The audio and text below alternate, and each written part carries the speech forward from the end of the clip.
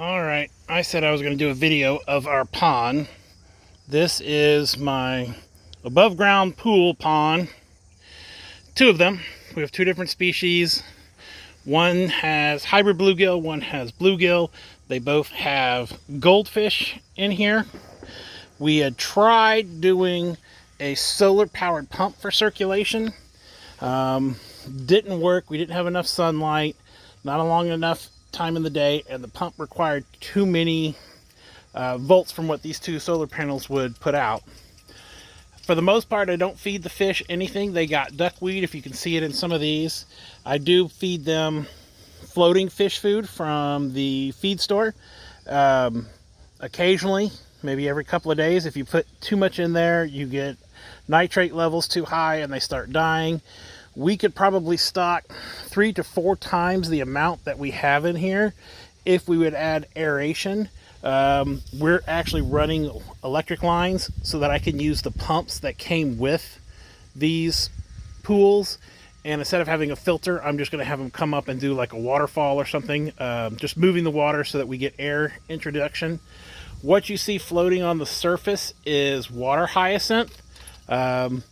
Bees and butterflies love the flowers. The bees and wasps and pollinators love coming in and getting drinks because this is a place where they can get up to the water without drowning in it. I also have cottonwood, elderberry, and willow rooting on these floating plastic trays.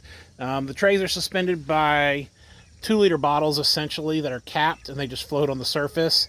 We have some other plants, chocolate mint, and other things that are floating in this one, just to root, just to try and give some more nitrogen absorption. We did seed these with a beneficial bacteria that will break down the fish waste and turn it into usable nitrates that the plants can then use. So all of this hyacinth, we regularly harvest it and give it to the pigs as a protein source.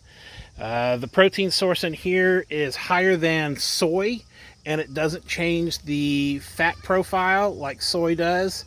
It's a whole long discussion on how that does that, and it's not here or there for this particular discussion. You can get 50-pound bags of floating fish food. I know we get them at S&W. I don't know the exact price. I want to say it's like 20-ish bucks, but I'm not 100% sure. Any of the dead fish we give to the chickens. We'll occasionally give smaller feeder goldfish to the chickens. We put feeder fish like the goldfish in all of our stock tanks to keep the algae and insects down. There are no mosquitoes coming off of this because the fish eat them all. We've put some minnows in here. I'm trying to think of some other things that I can throw out there. Be happy to answer any questions you guys have. What you're looking at in the background is part of our orchard. And that's an older duck chicken house with just a tank for some water in there, and there's frogs and things growing in there as well. These pools I was able to get on an auction for, I think, 40 bucks each. This particular one is an 18-foot by 4-foot deep. I don't remember what this one is. Maybe 14 foot, 12 foot, same height or depth. This one has been going on for 3 years. This one we just put up in the spring of this year. We did try catfish, and I think it overloaded the system initially, putting too many fish in at once. So we're going to let these get established, and then once the pumps and aeration system comes, we will add additional fish. So we do have 2 air systems that we can pump air into there, but again, it needs a regular 120 outlet. We're going to try with the filters, or the pool filters for now, and see how that goes. So hopefully over winter we won't freeze if we keep the water circulating and moving. This pond did freeze completely over, well, not completely, it froze 3 or 4 inches deep over winter this last year, and the fish survived. We have drained this one down close to the bottom just to change water and to see if any fish did survive. Once the hyacinth gets about where it is now, it starts really clearing up the water, and you can see all the way to the bottom. I can't show it now because we don't have enough sunlight out. This one, because it's a newer tank, has not got as established yet, there are some plastic pallets that are anchored down with cinder block in the bottom of this one so that the fish have some hidey holes. This one has some bigger 6-inch to 10-inch PVC sitting on the bottom, so they have that. Didn't level this out. As you can tell, they're all kind of lopsided.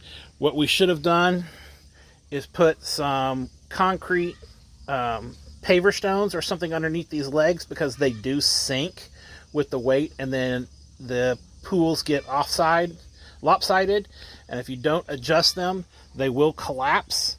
That's just something we've learned. So we had to drain this one not too long ago, get it low enough so that I could lift the legs up and start putting things underneath them to stabilize it.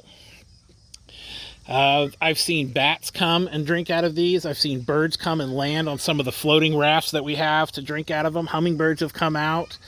So it's a nice little ecosystem, and you don't have to dig it in. You don't have, as far as I know, you're not having to have permits, but you know, it's a pool. So just because I make it into a pond doesn't change the fact that it's an above ground pool. Now, we do have fences all around this, so we meet the fencing requirement if you have any of that, but for the most part, it's more of, I'll do what I want, and then you can come tell me I'm wrong, from the boards of making you sad.